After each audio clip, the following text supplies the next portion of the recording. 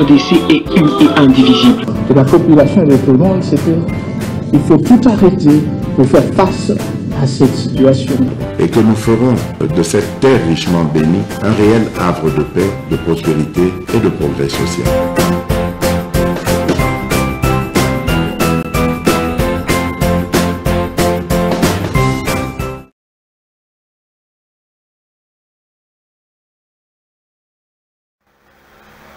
Vous nous suivez précisément à Pretoria, vous nous suivez à Bangui, vous nous suivez à Cameroun, à Douala, vous nous suivez partout à travers le monde. Nous sommes à Kinshasa, capitale de la République démocratique du Congo, ce pays à Patrice Emery Lumumba, ce pays d'Etienne Tshisekedi, le pays de M. Laurent Désiré Kabila, et tant d'autres, on veut s'ajouter la liste, le pays de Joseph Kasavubu. On m'avait dit que Kasavubu y a un voyage. Bah frère de monsieur Boyaya Zongisi. Mais tout ce qu'on a ba coopérant, bah tout bazo yibambongo à l'État, on dirait l'État zaté. Mais à un certain moment on demande que ceux qui vraiment payent à peine de la mort au balobi, peine de mort, ceux qui ont même s'ajouter. Nous sommes un pays au centre de l'Afrique, un pays continent, population, Yamboka Oyo, Ezali Bajen, Bazali Espoir, pas seulement à Congo, pas seulement à Afrique, nous sommes l'avenir du monde. Nous représentons les 75%. Il y a la population congolaise, mais 90% n'a pas chômeur. Kabila a compris ça avant de pouvoir à l'obi batoyo tegana boma bango Paris Foot ngenge winner so moni vraiment ok la mukina tongo ukona rompo leri partout na muntu azana 20 papiers ezaka akati un jour tous allons à l'église tout fandi la famille côté na un frère là na église nzoka toto zo sambe ya zo contrôler kaka ba match ba nini zo kota et tegani soko équipe moko pour en tout cas ce que Koti allié 1 million de francs ba kepe bien équipe en ati a bâti 2 billes avec ces 3 billes. Moutou azakaka abouje boyo. Amen. Nana mona vraiment ba meni andenge wana te. Donc avec que ces 3 billes, moi ezati. Abimso siko chombo na kidi batara bo 3-1. Alors que misaka nzamba zo toucher kaka mateya. Et comme na ba 85 minutes. Abimso chombo bo 3D. Ye kuna le lego ya amen il est dosé. Na kati église ba 89-3-3. Moka église de toilette le frère Abimna a quitté toilette 3 fois. Et la dernière mois temps a créé toilette à zone. Dernier tour à zone de toilette il y a souk. Azonga boy équipe na tie 4-3 do ya lade. Abosari kayaki église. Aloki mupanzi akiti afande na nasache mutu na se. Bato bakani soki le kambrine komeliye baye bazuye wana kao. L'État n'a pas créé d'emploi. Mais comment on a gabango batinda gaba policier babuka oh non nous voulons ordre nous voulons ça c'est bien mais ba oyo bazana ja musala nous produisons des papiers chaque année licenciés gradués et là comme côté tous incapables dans le domaine agriculture biloko nyonso tozo de utaka libanda ngana kota na supermarché na lobby asumata ba pomme de terre ce que yo comme tozo na mutune yaba awa to ya libana to ekomide côté o ya ba chinois ya ba ya Congo papa ya ba chinois zo ngala moi jaune moko boyo moi ni ba senga ya Congo ni to ba mouvement Aujourd'hui, la Babylone, c'est vraiment beau. Nous étions bachaka na mine ou tagalibana. Bisoto salaka welo comme côté. Bon, mon équipe dernièrement, délégation y a ba ministre 6 ou 8 na ba frais de mission, ba keko loka semoul. Katumbi alingisa ki biso kaka o Zambie, balobe ke naza congolais te kangela bango na semoul. Mais to panique kotaki. To produisa kaka français. Moi, docteur, moi je viens de Québec. Moi je suis docteur à Mexico. Moi je suis docteur en Angleterre. Hi, good morning. Oh, comment on a que alors que le vrai problème en société, c'est tout chacun côté. Tout ça l'effort de relever le défi. Kagame nous agresse à l'est. Mais il ne nous empêche pas. Il ne nous empêche pas. Place aux alliés. Mikolo ba muso bazo même na ba féticheur comme on a banganga. C'est pas bien. Tout travailler pour nous relever le défi. Il y a un bon cannabis. Tokobeta masolo belé Moïse Katumbi azana Kinshasa mais avant toko bana makambuya Katumbi na Kinshasa bakangi garçon moko si c'est vrai parce que jusque là dans l'autre information ba te belé ko melinga président Médard yo on te le belaka ba faible. Mais quand même Koloba 6 bataille on a maintenant loin de la lobby il y a des contradictions mais au moins je suis obligé de le faire ça na ebita kombo na été mais ba benga ke DJ ko ne ko mwana di ba ko mwana wana DJ na DJ Momboshi garçon bakangiye nde garçon yebaki wana o pene zamba ye wana alors balobi Bakangé pour na ba mers selon l'information si c'est vrai bato bakomelinga président lobelaye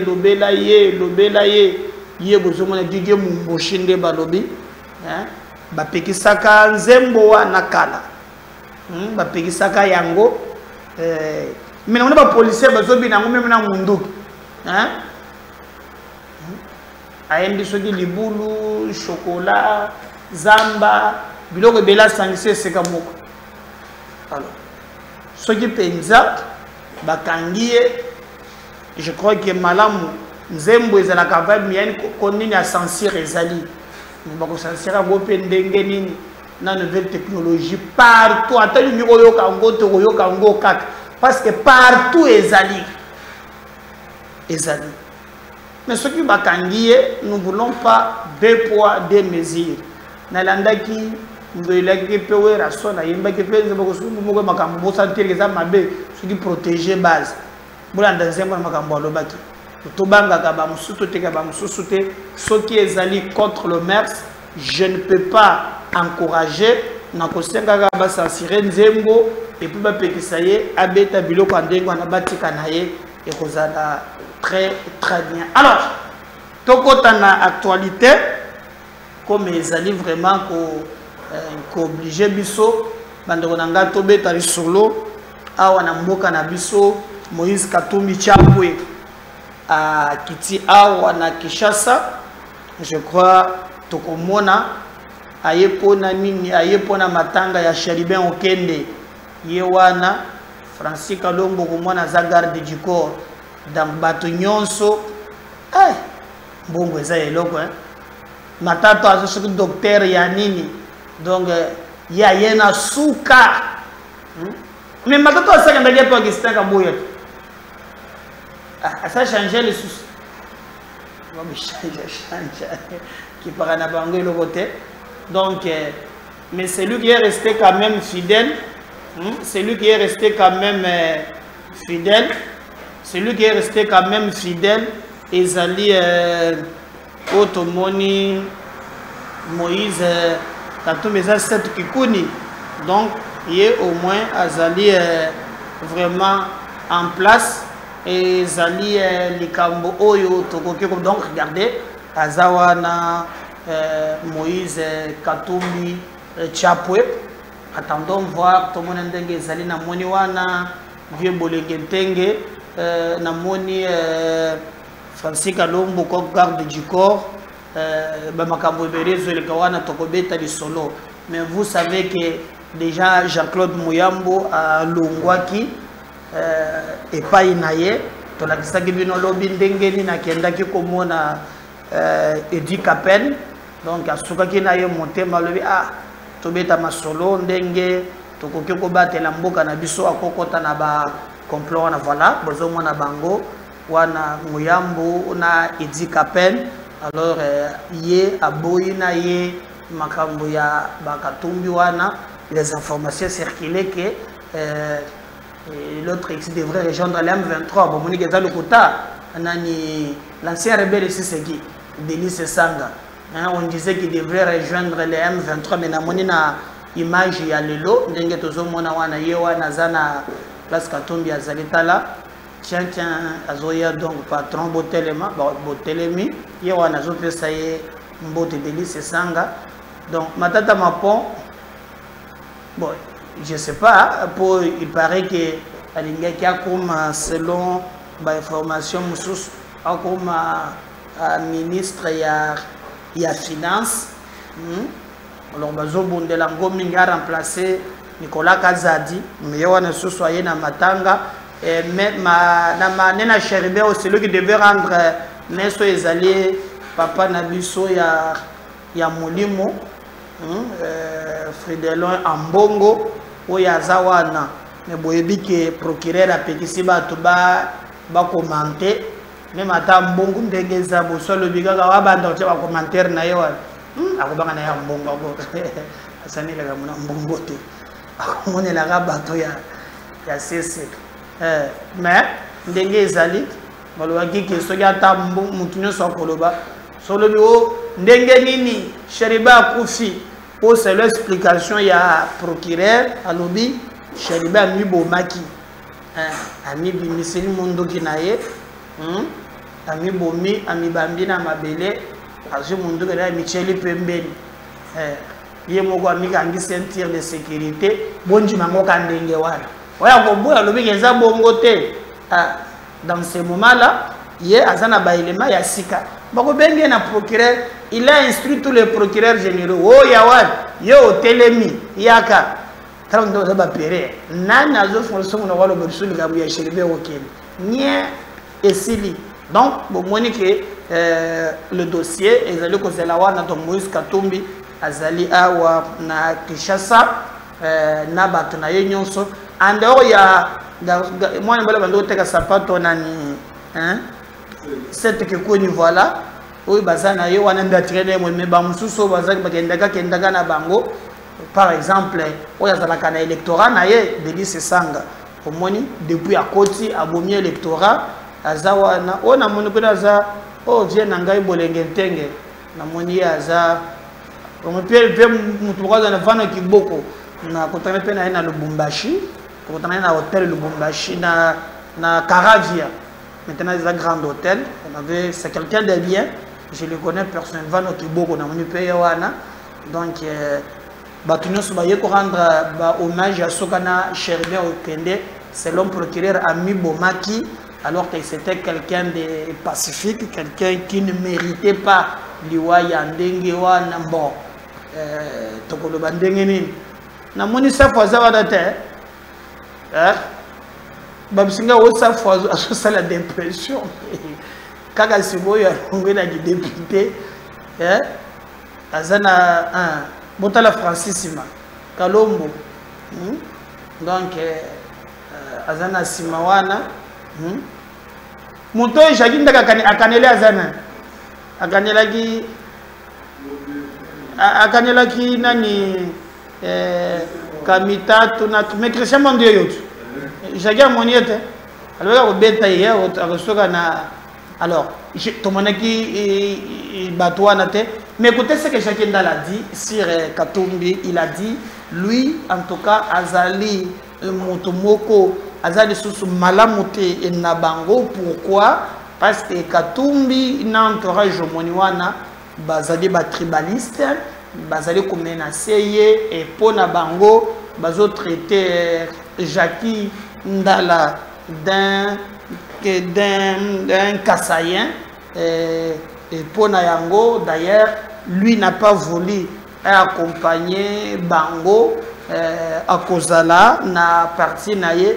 Il a promis à tenir un point de presse na Mikolo Ezali Ikoya. Vous savez que même entre autres Yemoko Katumbi bazali ko akizeye na ba makambo ebele ces derniers temps bolanda ki koma des gouverneurs militaires à tiki était à lobby kenon ba député na yo mususu bazali ko recruter pour le M23. Alors il y a tant de choses où ezali koloboma tout autour, il y a makamboana et umela kite. Nous avons vu comment bandeko mingi balobaki moko ya bandeko oyo azali d'accord na bango tezali et Daniel Safou bisinga qui a un problème.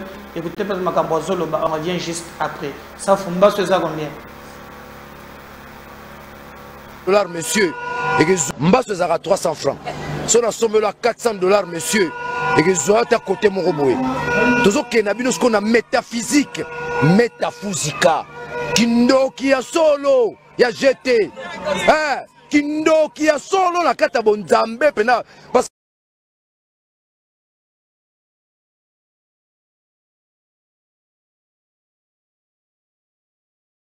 Mbasso Zara 300 francs. Si on a somme là 400 $, monsieur, et que Zoya à côté mon robot. Tout ce qui est qu'on a métaphysique, métaphysika. Mbasso Zara 300 francs. Si on a somme là 400 $, monsieur, et que Zoya à côté mon robot. Tout ce qui est qu'on a métaphysique, métaphysika. Kindo qui a solo, il y a jeté.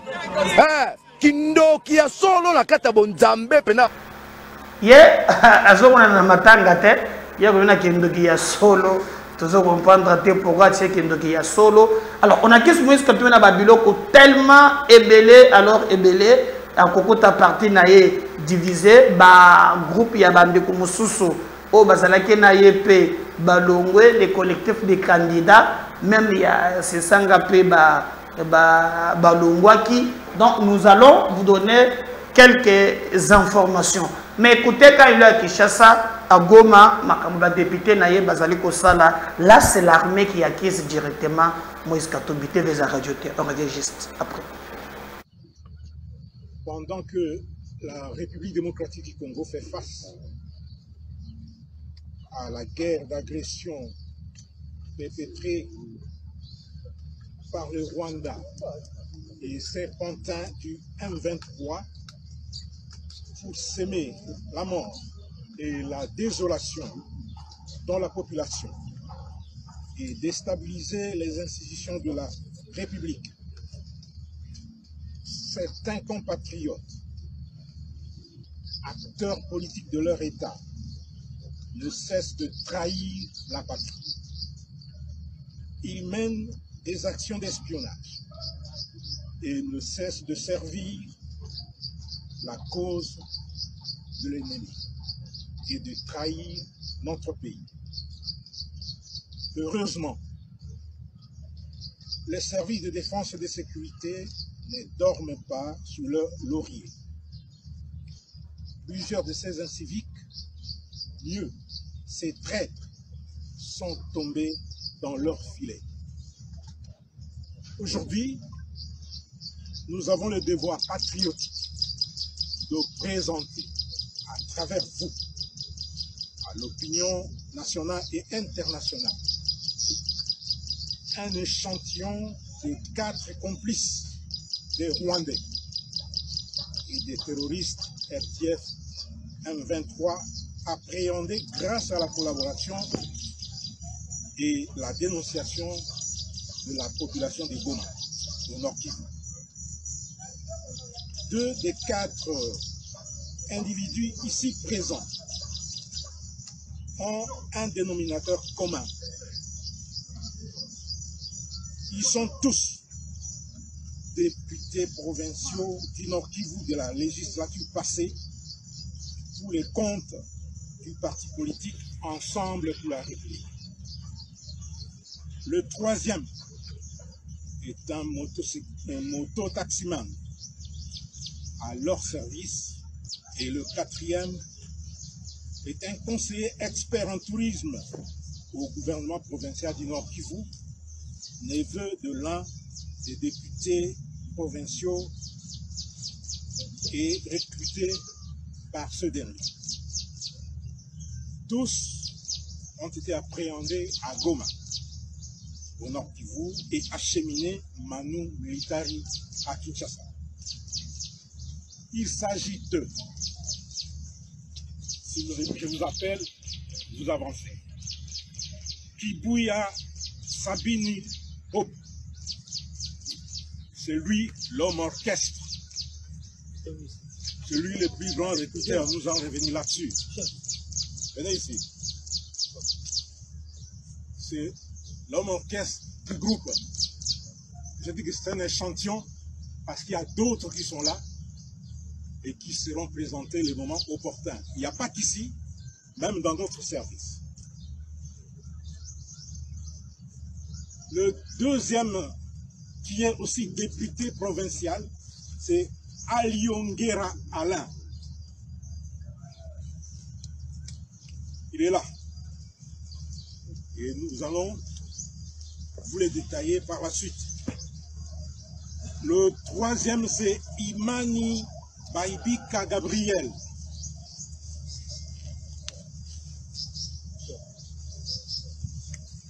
Et le quatrième, c'est Mungia Mafukulo Cyril.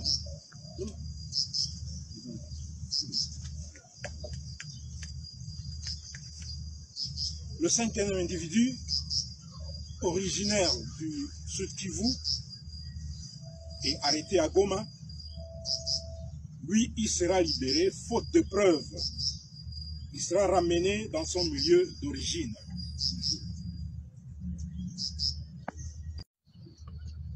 Pendant que la République démocratique du Congo fait face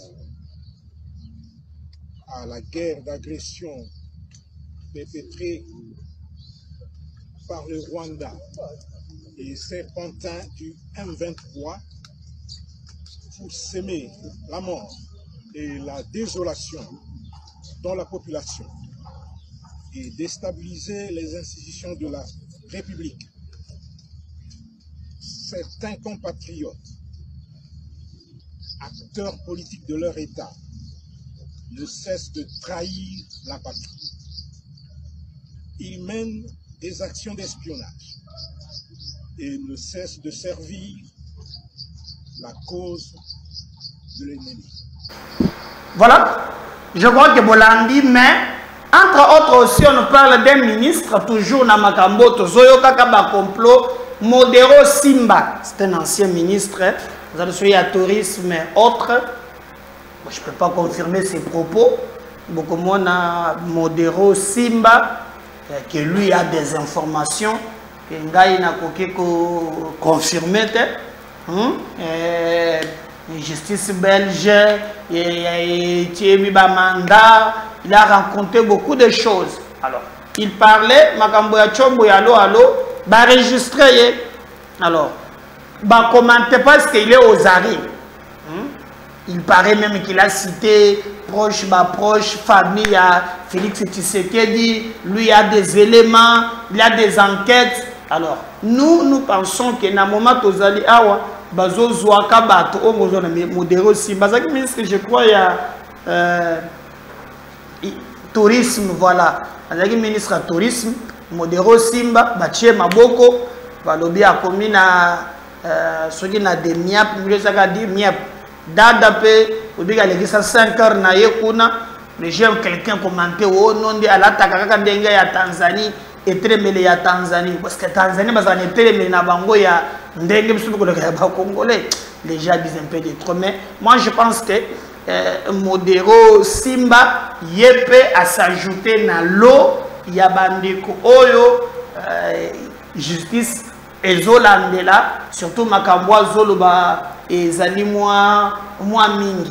Mais Jacques Ndala lobaki clairement que Azana ba Makambo Belé à contenir un point de presse qui lui va annoncer na mikolo ezali koya. Alors, il y a pour na yango ba ezali ko menacer modérant à lobby tout ça, mais Jackie par le biais comme traîner un point de presse. On le suit, on va revenir juste après. Invité à l'ordre du jour P3 CG Mokonalelo dans le Bokonanga ya Mobali nazana ndeko Jackie Ndala oyo a commis président d'un parti politique na oti kabino mo découvrir yango ndeko mbote pe boyebola mbote mama Naomi mbote pe na mandeko yo so bozo ndingisa kotala biso na tongo lelo au Longwe ensemble pour la République oti ki Moïse Katumbi pona okende ko créer parti politique eza nangambo nini opposition majorité na centre.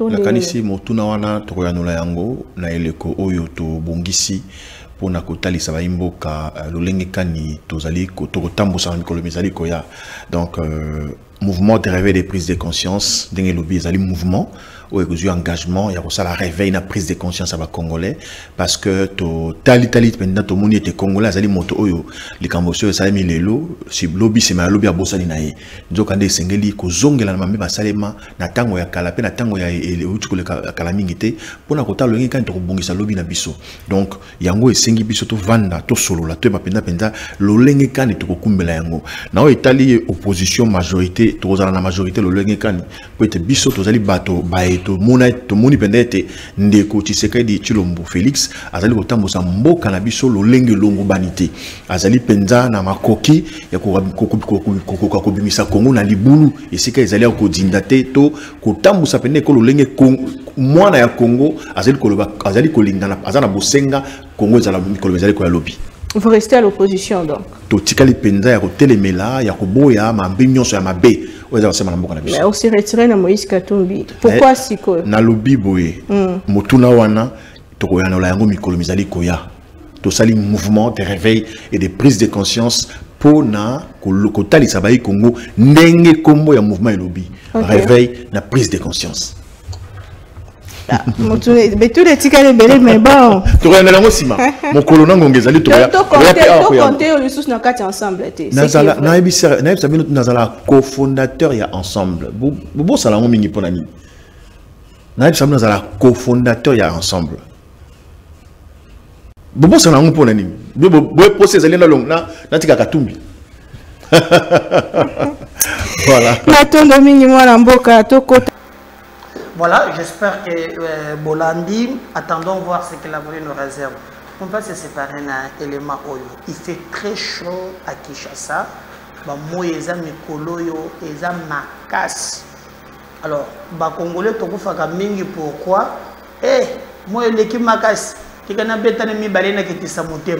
Ba spécialiste balobi na moment oyo ndenge ba tester, ba mwenza moment ya komela masanga te. Maïkak. Yo mais la gano masanga bien ba conséquences. On se sépare boyoka. Oyo ba spécialiste batalima yanzoto bazali koloba. Partagez les liens, abonnez-vous à la chaîne Abisso. Tomane na numéro mususu. Bye. Bonjour. Nous voulons mettre au point la situation de la chaleur dans la ville de Kinshasa. Comme vous le savez, depuis le début du mois de mars, il a été constaté des hausses de température dans la ville de Kinshasa, obligeant les gens à se poser des questions en sens divers. Il a été noté donc depuis le début de ce mois que les températures pendant cette période de pluie ont été inhabituelles. Et le Mételsat a donc remarqué que de la période du 1er au 13 mars, les températures ont oscillé autour de 33-34 degrés Celsius. Le pic de température dans la ville de Kinshasa a été observé le 12 mars, où on a atteint 37,5 degrés Celsius. Alors il faut savoir que ces températures qui sont observées au niveau de Kinshasa sont liées à plusieurs conséquences, notamment une diminution de l'absorption et de l'évaporation, mais aussi les circulations de vent qui sont venues de l'Est, donc avec toutes les particules volcaniques. On a quand même retrouvé des vents chauds qui sont venus jusqu'ici dans la ville de Kinshasa, mais aussi la rareté des précipitations. Parmi les autres causes, il est à noter donc justement l'accumulation de tout le gaz carbonique lié à l'échappement, à l'émission des gaz au niveau des échappements des véhicules, mais aussi les différents déchets dans la ville et les industries brassicoles qui ont augmenté le taux de CO2 dans la ville de Kinshasa. Et ça, l'information nous a été confirmée au niveau du ministère de l'Environnement, qui dose de temps en temps le taux de concentration de gaz carbonique dans la ville de Kinshasa. Alors, comme vous le savez, cette hausse de température a des conséquences sur la santé. Particulièrement pour les enfants, pour les personnes vulnérables que sont les vieillards, mais aussi les ouvriers qui travaillent avec une installation directe à l'air libre. Donc pour ces personnes, quand il y a des coups de chaleur comme nous l'avons observé, il se passe ce qu'on appelle une déshydratation, donc une perte d'eau, et spécialement chez les enfants parce que la plus grande partie de l'eau dans le corps des enfants se trouve, comme on dit en biologie, dans l'espace extracellulaire, et donc ils sont susceptibles de s'évaporer quand il y a des hausses de chaleur. Pour les vieillards, comme vous le savez, parfois les vieillards oublient de boire, et donc ce sont des personnes qui ont un risque accru pendant les hausses de chaleur, de la même manière que les gens qui ont des maladies préexistantes comme le diabète. Comment allons-nous prévenir donc justement cette situation? Eh bien, ce sont des mesures préventives, commencer d'abord par la sensibilisation de notre population, demander aux gens de ne pas être sous l'exposition directe du soleil parce qu'il y a des conséquences non seulement sur la santé mentale, mais aussi sur la peau et sur tout l'organisme, parce que cette situation de chaleur va entraîner une certaine nervosité au niveau des gens, et de la même manière, ça va entraîner une déshydratation qui peut être mortelle si elle atteint des valeurs de 15 à 25%, surtout chez les enfants et les adultes. Mais ce que nous recommandons aux gens, justement, c'est de rester dans des endroits frais, de se protéger et de boire beaucoup d'eau sans attendre la soif. Mais aussi pour les ouvriers qui sont obligés de rester à l'extérieur, notamment les gens qui sont dans les chantiers, les gens qui sont des soudeurs et toutes les autres personnes qui sont à l'extérieur, nous recommandons de porter des couvre-chefs, donc des chapeaux, des foulards pour les dames, et surtout de rester à l'abri d'une insolation directe parce que ça agit aussi sur la peau à cause des rayons ultraviolets que nous avons.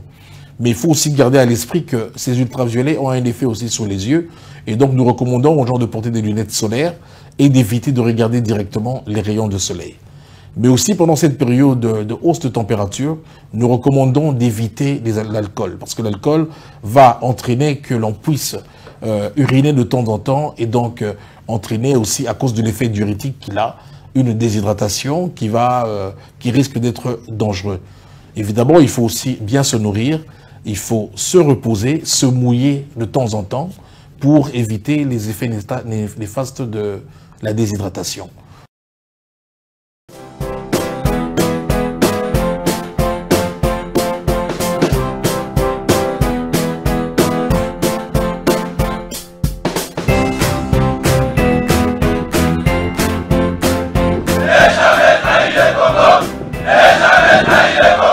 La RDC est une et indivisible. De la population et de tout le monde, c'est qu'il faut tout arrêter pour faire face à cette situation. Et que nous ferons de cette terre richement bénie un réel havre de paix, de prospérité et de progrès social.